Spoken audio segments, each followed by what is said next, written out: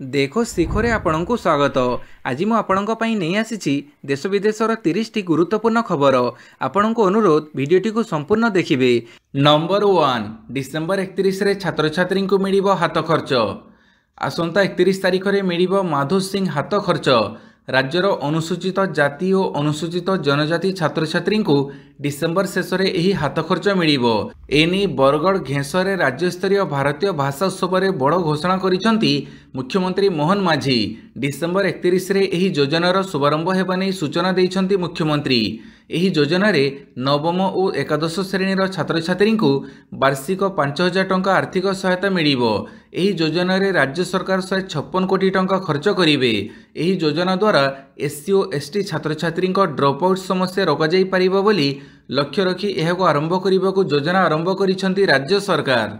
Number 2 Reserve Bank 26तम governor भावे दायित्व नेले संजय माल्होत्रा।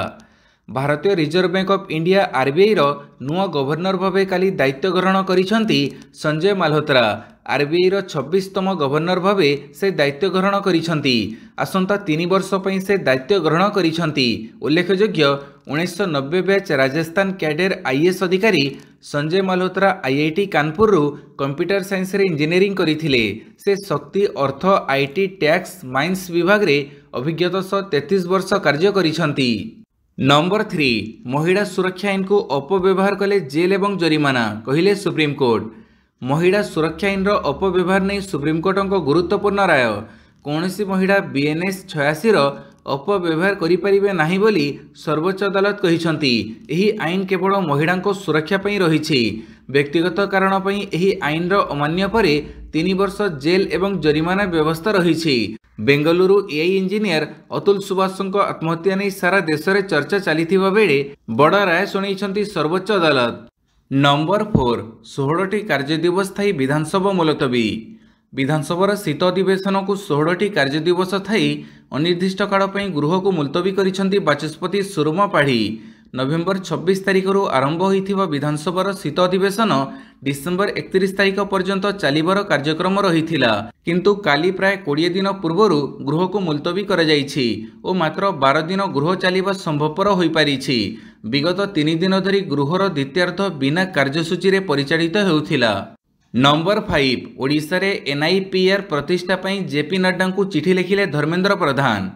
ओडिशा रे National Institute of Pharmaceutical Education and Research NIPR प्रतिष्ठा करिबा पई केंद्र स्वास्थ्य परिवार कल्याण रसायन और सार मंत्री जगत प्रकाश नड्डा को चिठी लिखि अनुरोध करिसंती केंद्र शिक्षा मंत्री धर्मेंद्र प्रधान।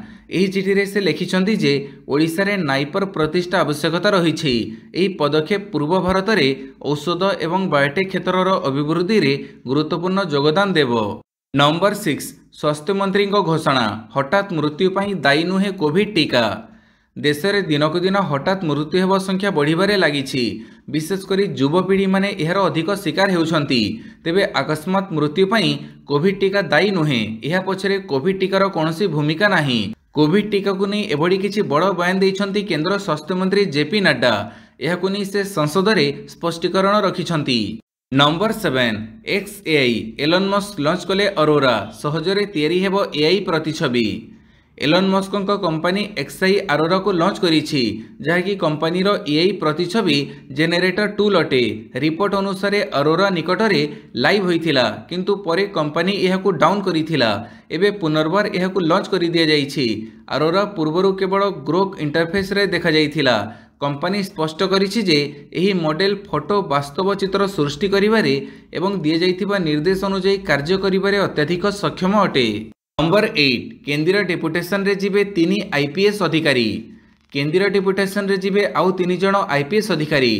किछि दिन पूर्व आशीष सिंह और डीएस कोटे डेपुटेशन रे जाइथिबा बेले वर्तमान असित पाणिग्राही अमिताभ ठाकुर एवं राजेश कुमार केंद्रीय डेपुटेशन रे जिबे।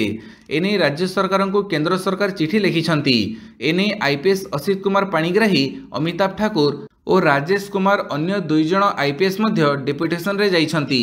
नंबर 9 आस्का फटीर दर बढ़ाइबाकू आसिका विधायकों दाबी। आसिका विधायक सरोज पाढ़ी को आस्का फटी चिंता।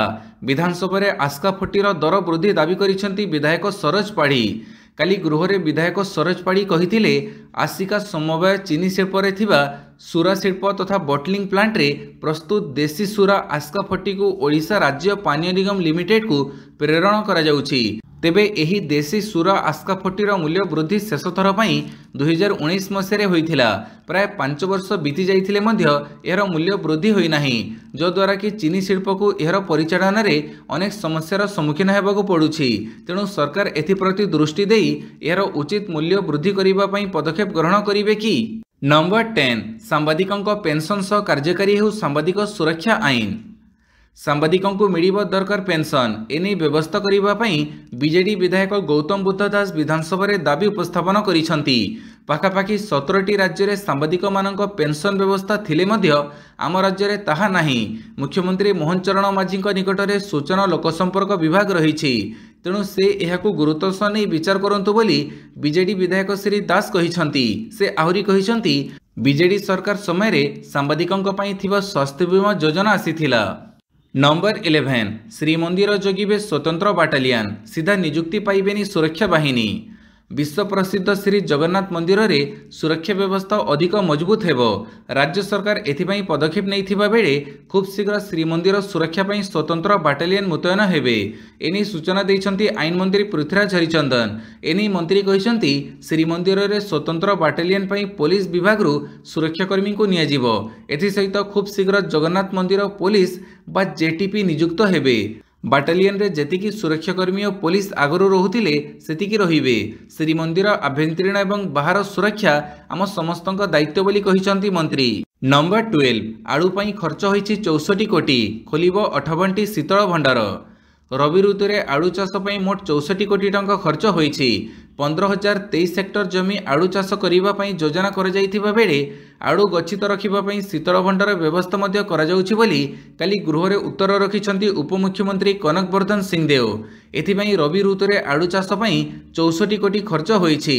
राज्य रे आलू चाष उत्पादन वृद्धि करा जिवो उपरे गुरुत्व दिया जिवो एवं प्रति वर्ष जो आलू उत्पादन हेबो ताकू मौजूद रखिबाकू राज्यर 58टी शीतल भंडार खोलिबाकू मध्य योजना करा जाउछि, जहा उभय विद्युत और सौरचालित शक्ति रे चलिबो। नंबर 13 23टी शिल्प संस्था देउनाहांती बकेया विद्युत बिल, कहिले उपमुख्यमंत्री। राज्यर 23टी शिल्प संस्था देउनाहांती बकेया बिजुली बिल, पड़ी रही बकेया विद्युत बिल। 23टी प्रमुख शिल्प संस्था उपरे 1096 कोटी टंका बकेया रही। लिखित उत्तर देइछंती उपमुख्यमंत्री कनकवर्धन सिंहदेव। सेहीपरि 10 वर्ष रे 14टी शिल्प संस्था को 4097 कोटी टंका बकेया बिल मध्य छाड़ कर जाइछि। जाजपुर भिसा स्टील 246 कोटी टंका बाकी रखिथिबा बेले जिंदाल 285 कोटी, जीएमआर कमोडांग एनर्जी 179 कोटी, माइथा निस्पात निगम लिमिटेड 85 कोटी टंका बकेया रखिछंती। नंबर 14 डिसेंबर 14 रे पुणी चाषी दिल्ली चलो आंदोलन। शंभु सीमारू दिल्ली कोच करिवे आंदोलनरत चाषी। 14 तारिख रे पुणी चाषींकर दिल्ली चलो अभियान आरंभ हेबो। 14 तारिख रे चाषी करिवे विशाल समावेश। शंभु सीमार एकाठी हेबे शह शह चाषी। कालीर बैठक रे ए निष्पत्ति निया जाइछि। शंभु और टिकिरी सीमार अधिकरू अधिक चाषी एकाठी होई आंदोलन रे सामिल हेबाकू चाषी संगठन आह्वान दैछंती। एथिसह कड़ाकार विभिन्न क्षेत्रर विशिष्ट व्यक्तिविशेषଙ୍କୁ आंदोलन रे सामिल होई आंदोलन को सफल करने अपील कर जाइछि। दाबी पूरण न हेले दिल्ली चलो आंदोलन आगू उग्र रूप नेब बोली धमक दैछंती चाषी नेता। नंबर 15 इंग्राजी लिंक लैंग्वेज होई पारे किंतु मातृभाषार विकल्प होई परिबा नाही, कहिले मुख्यमंत्री। इंग्राजी भाषा लिंक लैंग्वेज होई पारे किंतु मातृभाषार विकल्प होई परिबा नाही। आजिकाली पिलामाने इंग्राजी भाषा को जोगाजोगर एक माध्यम भावे व्यवहार न करी इंग्राजी कहबाको एक फैशन भावे ग्रहण करुछंती। इंग्राजी मीडियम रे पढ़ुथुबा अनेक छात्र छात्री ओडिया भाषा पढ़िबारे अक्षम। यह दुखर विषय बोली कहिसंती मुख्यमंत्री मोहन चरण माझी। तामिल महाकवि सुब्रमण्यम भारती जयंती अवसर में काली भारतीय भाषोत्सव पालन करा जाइछि। चलित वर्षर भारतीय भाषा महोत्सवर विषयवस्तु हेउछि भाषा माध्यम रे एकता। नंबर 16 गूगल आनिला उन्नत फीचर। सबु भाषा रे एबे यूट्यूब वीडियो देखि परिबे users. Tech giant company Google यार वीडियो स्ट्रीमिंग प्लेटफॉर्म यूट्यूब रे एक नुआ फीचर सामिल करिछि, जहाँ वर्तमान यूट्यूब रे वीडियो देखिबा एवं बुझिबा अति सहज हेबो। एई फीचर नाम हेउछि ऑटो डबिंग एवं यह एआई अर्थात आर्टिफिशियल इंटेलिजेंस साहाय्य रे काम करे। यूट्यूब रो एही नुआ फीचर सहायरे वीडियो गुड़िक वर्तमान दुनियार अनेक भाषा सहजरे देखा जाई परिबो। एही फीचर सहायरे यूट्यूब स्वयंचालित भाव में वीडियो को गोटे भाषारू अन्य भाषा को अनुवाद करिवो एवं डब करिवो। नंबर 17 शत्रुंको होश उड़ाइबो भारतर खड़क कामिकाज ड्रोन। भारतीय सेना खड़क कामिकाज ड्रोन विकसित करिछि। यह गोइंदा एवं सर्विलांस भूमिका रे नियोजित होई परिबो। अधिकारी कहिसंती जे एही ड्रोन हेउछि एक हाई स्पीड एवं कम ओजन विशिष्ट ड्रोन जहाँ प्रति सेकेंड रे 40 मीटर बेगरे गति करिथाए। खड़क 700 ग्राम पर्यंत विस्फोरक सामग्री नहीं पारे एवं एथिरे जीपीएस नाविगेशन सिस्टम एवं हाई डेफिनेशन कैमेरा रही। शत्रुंको इलेक्ट्रोमैग्नेटिक स्पेक्ट्रम जामिंग को भी विफल करिबारे यह समर्थ। एक प्रकार विध्वंसकारी ड्रोन भाव में जनाशुना यह ड्रोन सहजरे शत्रु लक्ष्य को नष्ट करिपारे। अधिकारी कहवा अनुसार खड़ग राडार परिसर को आसे नाही। यह ड्रोन 30,000 टंका मूल्य रे प्रस्तुत होईछि। नंबर 18 ओडिशा रे संगीन हेलाणी आईपीएस संकट। राज्य में एवं आईपीएस ऑफिसर मरुड़ी जड़जड़ दिशिलाणी। गत 6 तारिख में 3 जन वरिष्ठ आईपीएस डीएस कुट्टे, सतीश भी गजभिए और आशीष सिंह को केंद्र सरकार नियुक्ति मिलिबा परे आउ पुणी 3 जन वरिष्ठ आईपीएस आशीष कुमार पाणिग्राही, अमिताभ ठाकुर और राजेश कुमार केंद्रीय डेपुटेशन रे जीवे बोली जना पड़िछि। केंद्र गृह मंत्रालय एही 3 जन वरिष्ठ अफिसर को आईजी पाहियारे अवस्थापित करने नहीं तथ्य मागिबा परे सेमाने केंद्र को जीवा एक रकम स्पष्ट होईछि। तेबे पूर्वरु आईपीएस अफिसर संकट को नहीं समस्या रे थिबा ओडिशा रे पुणी प्रशासन किभଳି परिचालित हेबो ताहा एबे राज्य सरकारक पई मुख्य चैलेंज पलटिछि। नंबर 19 राज्यर 5 अलंकार दुकान रे बिक्री हेउथिला नकली सुना। अलंकार दुकानी बिकुथिले नकली सुना। राज्यर 5 अलंकार दुकान रे बिक्री हेउथिला नकली सुना।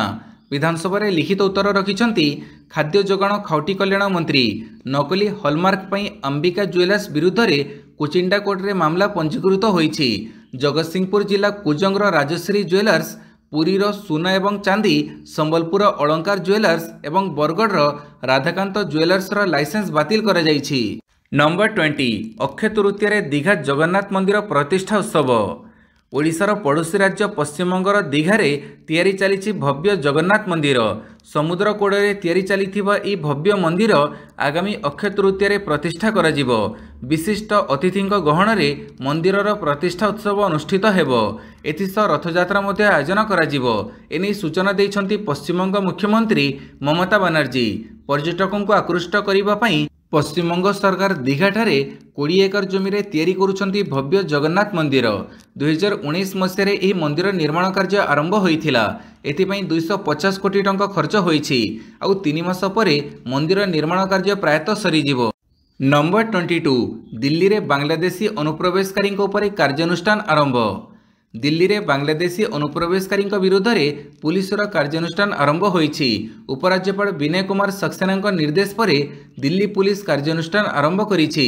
बेआईन बांग्लादेशी अनुप्रवेशकारी को चिन्हट करी कड़ा कार्यानुष्ठान ग्रहण करने को सबु जिलार पुलिस को निर्देश मिली। यह सहित क्राइम ब्रांच को मध्य कार्यानुष्ठान पई कहुଯାଇଛି।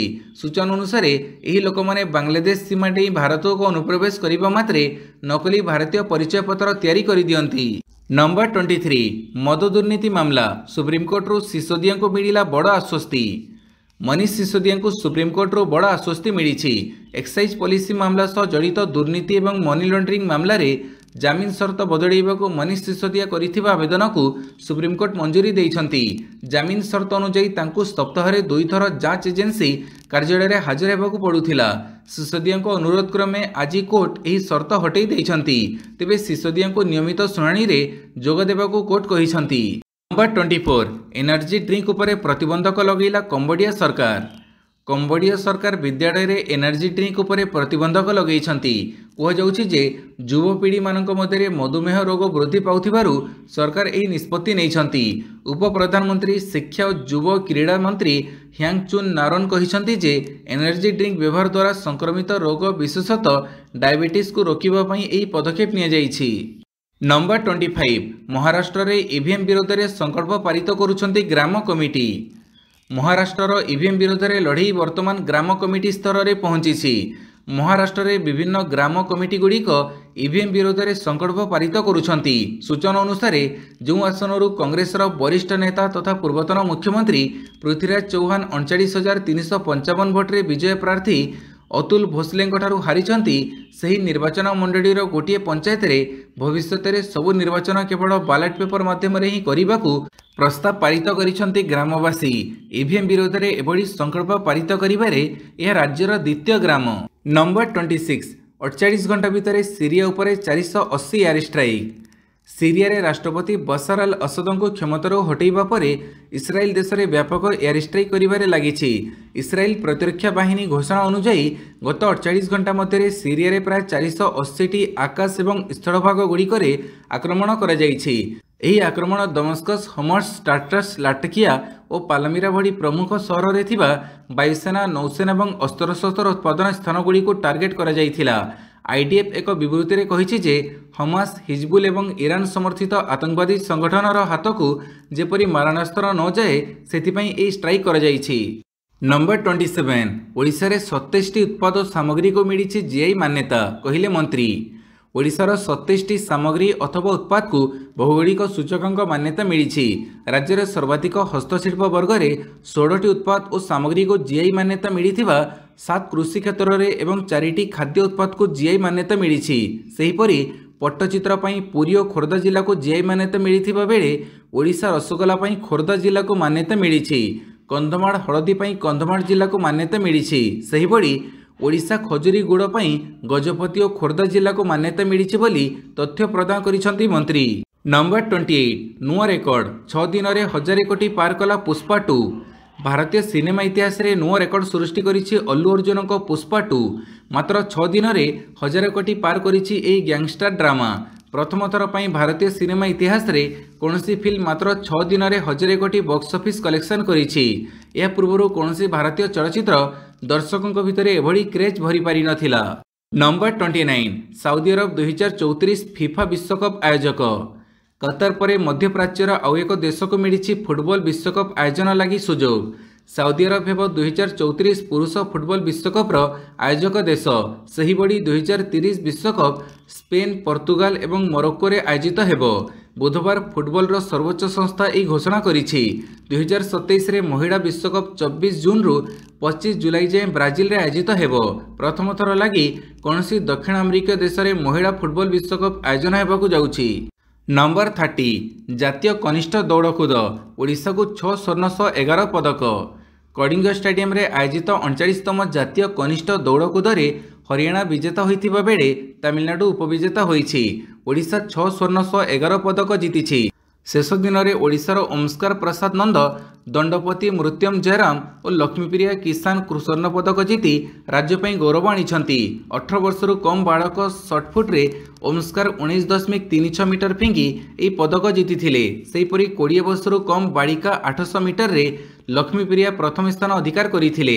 ପୂର୍ବରୁ 100 ମିଟରରେ ସ୍ୱର୍ଣ୍ଣ ଓ 100 ମିଟର ରିଲେରେ ସ୍ୱର୍ଣ୍ଣ ଜିତିଥିବା ଜୟରାମ ବୁଧବାର 200 ମିଟରରେ ପ୍ରଥମ ସ୍ଥାନ ଅଧିକାର କରି ନିଜ ସ୍ୱର୍ଣ୍ଣ ସଂଖ୍ୟା 3ରେ ପହଞ୍ଚାଇଛନ୍ତି। ଓଡ଼ିଶା ପାଇଁ 20 ବର୍ଷରୁ କମ୍ ବାଳିକାରେ ପି ଅର୍ପିତା ଅର୍ଚ୍ଚନା କାଂସ୍ୟ ଜିତିଛନ୍ତି। ଭିଡ଼ିଓଟିକୁ ସମ୍ପୂର୍ଣ୍ଣ ଦେଖିଥିବାରୁ ବହୁତ ବହୁତ ଧନ୍ୟବାଦ।